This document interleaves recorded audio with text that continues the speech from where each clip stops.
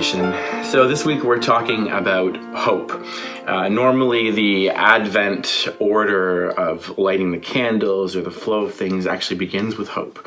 But this year we decided to flip it around and end with hope. For us, we wanted to land on hope, seeking to grasp it, because it can be elusive.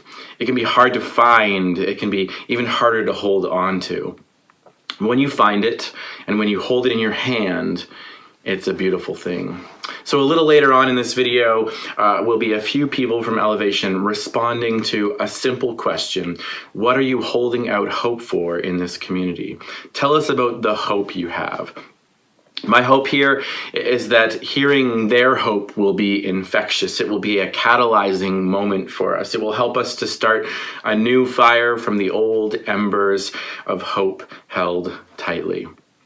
But first I want to invite us to sit in the story of Jeremiah for a few moments. Jeremiah is one of my favorite prophets. Perhaps it's because we share so much in common, where Isaiah is like, here I am, send me. He's really eager and ambitious. Jeremiah is more cautious and unsure of himself.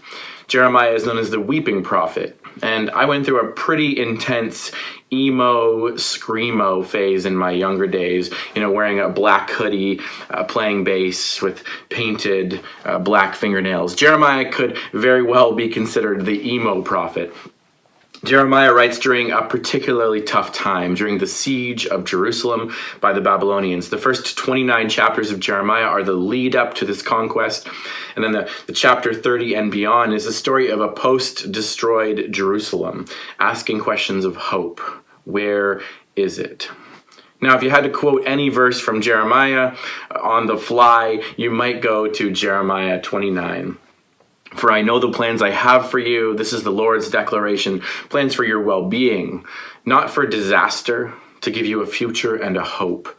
You will call to me and come and pray to me, and I will listen to you. You will seek me and find me when you search for me with all your heart. These are words spoken to a people in despair, desperately in need of hope. They were spoken to a people heading into the unknown, into transition, into the liminal, into exile.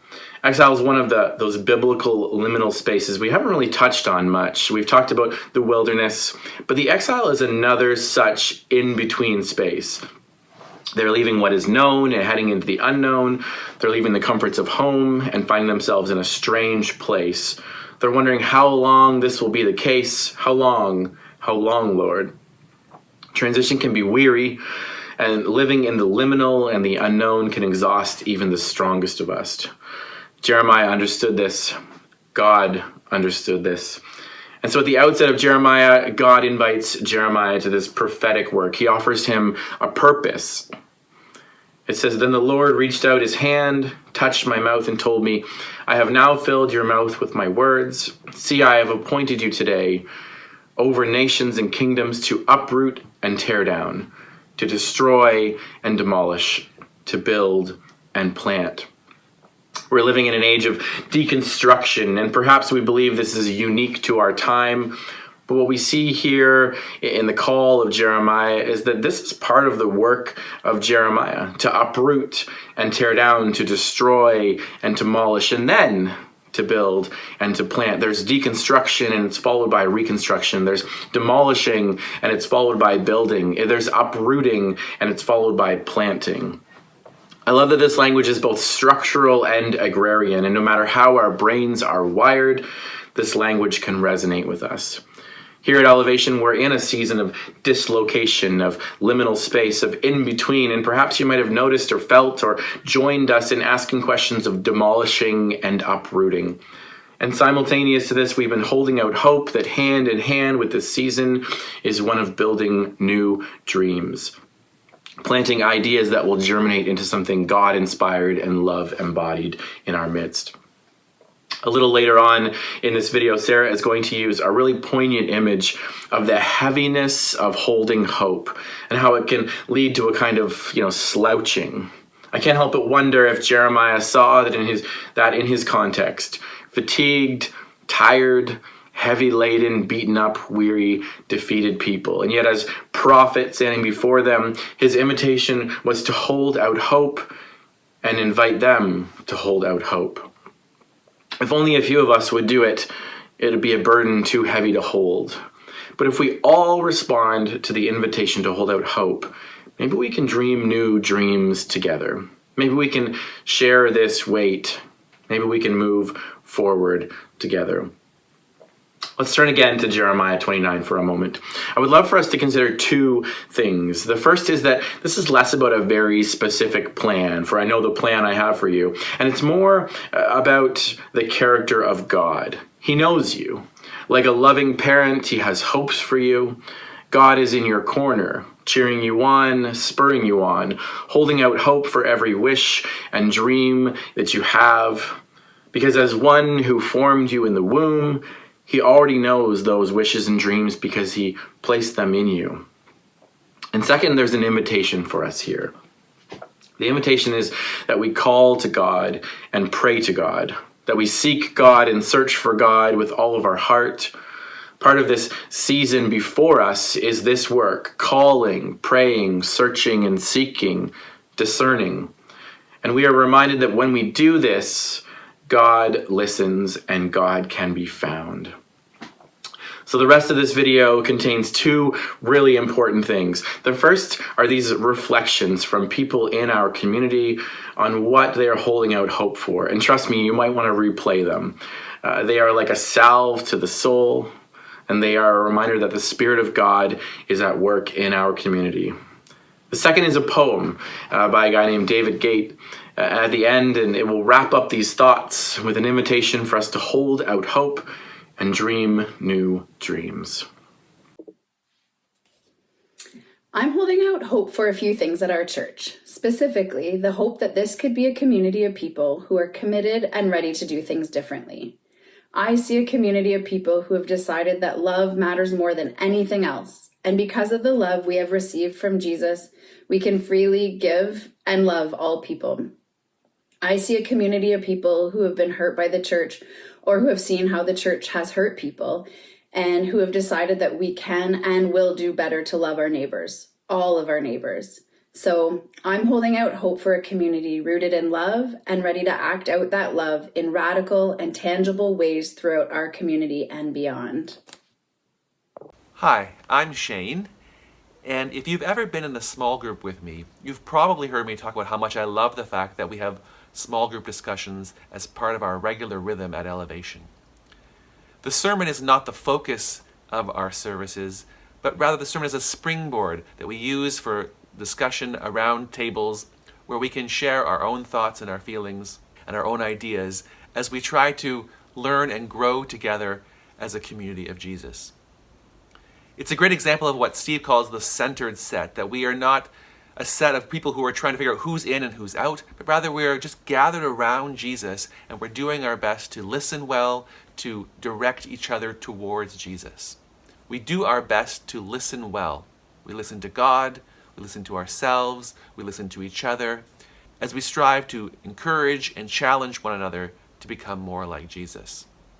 So my hope for Elevation is that we would continue to be a community that listens well, that we will not assume that we have figured everything out or that we have all the answers, but that we will listen well to each other, that we would strengthen and encourage one another as we seek to become more the expression of God's love in this world.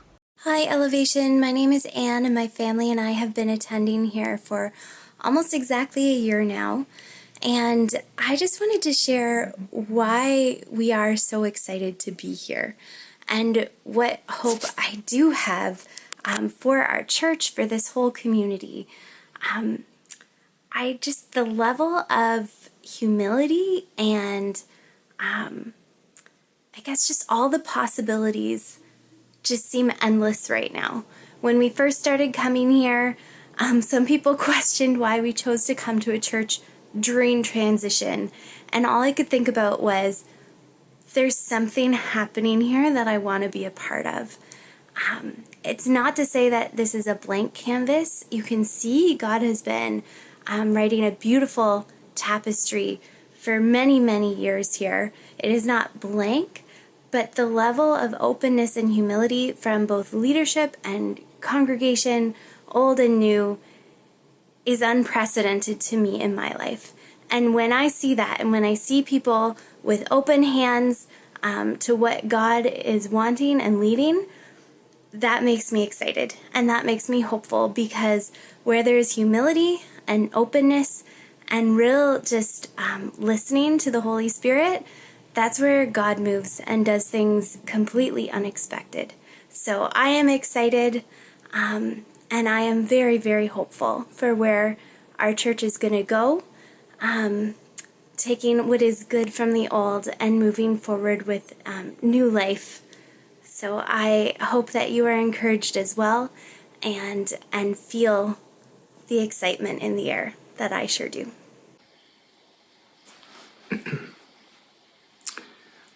When I reflect on holding out hope and thinking about what's around the corner for our church community, I'm excited to hear about and hear from some new voices and maybe some quieter voices that we haven't necessarily heard from before. I'm excited about this desire to collaborate well and to move forward, serving side by side with each other. And I do have a sense of there being an untapped goodness that our community can offer to each other and to our neighbors and those around us. Last week, a dear friend of mine posted a picture and a quote. And the picture was of some evergreen trees in the winter that were caked in snow and kind of heavy laden and drooping forward a little bit. And the quote said, "My heart is slouched towards hope." And that really stood out to me, not only the image, but the words and just that idea of slouching. And sometimes hope can feel heavy and hope can feel hard. We want to see that light ahead, but it almost feels like we can't look up and lift our eyes up to see what lies ahead. And over the past couple of years, I've definitely felt some of those slouched, heavy moments as I have tried to hang on to hope and hold hope for the Elevation community. And through those heavy times and hard times where perhaps I didn't always know how to respond or what to say or what to do next, how to support those in our community, I think even when it felt like hope was really hard, there was always just this little piece that I wanted to still hang on to. And that little bit of hope has carried me and continues to carry me. And even when that hope feels small and really hard to fathom, it's still there. And that desire and longing to be a community that not only looks at each other and expresses gratitude and is transparent and honest, but then also looks outward at those around us and just desires to be the hands and feet of Jesus. And I see that in this community, that desire, and that gives me so much hope. So my hope is that you found these words, these reflections, really meaningful, and they helped you grasp and hold on to hope leading into this Christmas season. I want to land with and end with this poem by David Gate entitled, "Oh No, I Am Dreaming Again." It goes like this. "Oh no, I am dreaming again, as if last time never happened, as if my plans had succeeded, as if my heart was unwounded. But somewhere in the distance I hear the song of tomorrow. Then as I lift my head to strain my ears to hear to it, before I know it, my neck is straight, my eyes are up, and I remember. We can light new fires on the embers of old ones. And despite myself, I am dreaming again."